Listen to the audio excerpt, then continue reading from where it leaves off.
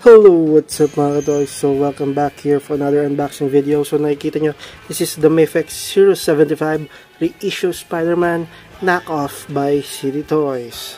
So loob pala ng box. Ang ganda ng quality ng alternate head. Tapos yung kulay nito is metallic blue, unlike the 185. So tara, unbox na natin to.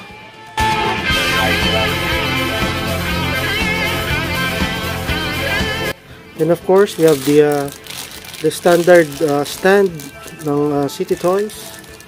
Ayan. And of course, ang ating 075 knockoff Spider-Man. Kung nakikita nyo, ayan, of course, yung ating Spider-Man. Meron tayong tatlong alternate head. Bali 4 kasama to. Meron siya yung parang, this is the mad expression. Ayan, parang battle mode expression. Then, I guess this one and this one is, hindi ko alam ang difference nilang dalawa. Pero napapansin ko lang mas malaki to. Para siyang, yung comics version talaga. Ganito, yung parang McFarlane version, ganun. Then, of course, the unmasked head of Peter Parker. Then, yung mask niya mismo. Then, we have 1, 2, 3, 4, 5, and 6 yung nakakabit na alternate hands. Then, meron tayong isang alternate fit dito. Yung dalawa na yan, ito at saka ito, may magnet kasi yan. Most likely, yung mga Mafex ganun, yung mga knockoff ng City Toys, meron silang magnet. And of course, ito yung mga web natin na accessories. Meron tayo na, ayan, umbrella web style, yung short web, the long web, and of course, yung swing web. Tara, open na natin.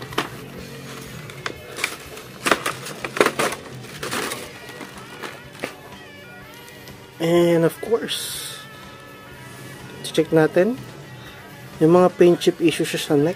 Kung makikita nyo, ayan o, kulang siya ng pagkakapaint, yung dark paint nya sa web lines. Then sa head nya, ang ganda nito, itong parang McFarlane head something. Gusto ko siya. Actually, gusto kong bumili ng Maximum Spider para rin may karoon din ng comparison dito eh.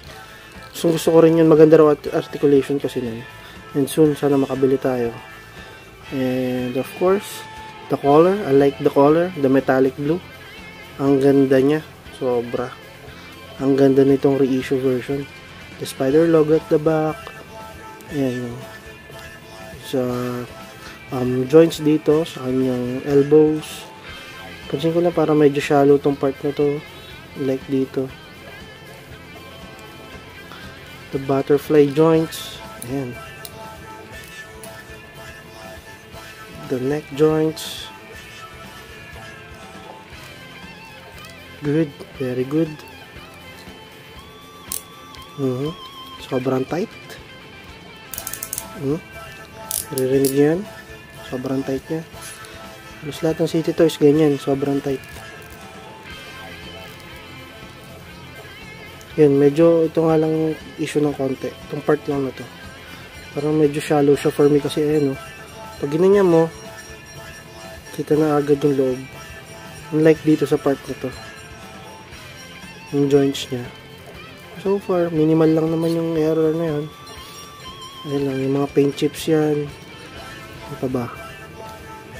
So, may hila rin dito sa lower part, sa kanyang legs and thighs. Check natin.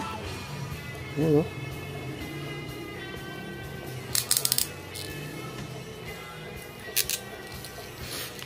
Sa kanyang waist. Sa kanyang ab crunch.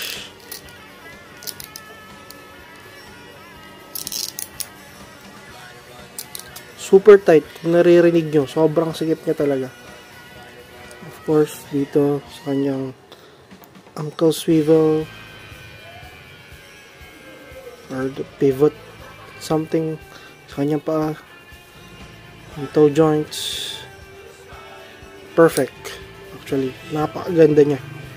Wala akong makikita, wala akong masyadong nakitang issue tutuusin. Sobrang tight niya kasi aside from sa elbow dito sa left side, and of course the minimal paint chip sa leeg. Bukan natin kung sasama yung peg pag hinugot natin. Yun yung mga most common issue sa City Toys eh. Yun, hindi sumama. Yun. It's like the mud expression or the battle mode expression.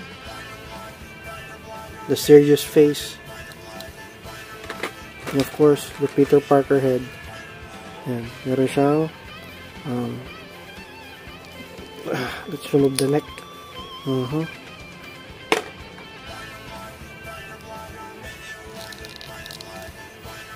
There you go. Look at the details of Peter Parker. Ganda, grabe. Ayan, oh. Wala, ganda. Ganda ng pagkakapaint niya. Solid. Solid talaga. And, ayun, ano. Napaka-shiny. Napaka-ganda talaga ng metallic blue color. Ganda. Sobrang nag-shine siya. Lalo na pag naiilawan. So, bago natin siya i-post, let's check the height comparison. Of course, this is the City Toys Symbiote Spider-Man. Kung titignan nyo, ayan, halos magsinlaki lang sila. Medyo bulky lang siya na konti kasi, syempre, naging ano na siya eh. Meron siyang symbiote, medyo mas lumaki ng katawan konti. As in, konti lang naman yung difference. Pero para mas bulky siya. And of course, this is the Sentinel knockoff Spider-Man, which is mas matangkad siya. At mas mahaba ang legs. We have here the Sentinel Miles Morales knockoff as well. And maliit lang talaga siya.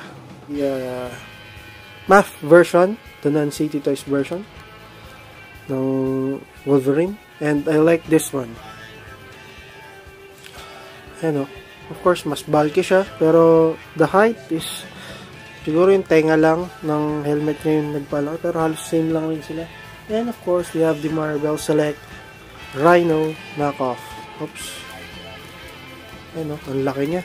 Pinakasya sa screen natin. Ayan. Ayan. Iba natin sila konti. Ayan. Itignan mo, ang liit lang, oh. Diba? Bakit talaga ni Rhino. The authentic SHF Dragon Ball, Daima, Adult, Goku, and Vegeta. Ayan. May konting difference lang. Gaya yung mga buhok, yung ano. Konting-konti lang naman yung difference na height nila. So, ayan. Tara. Post na natin si Spidey.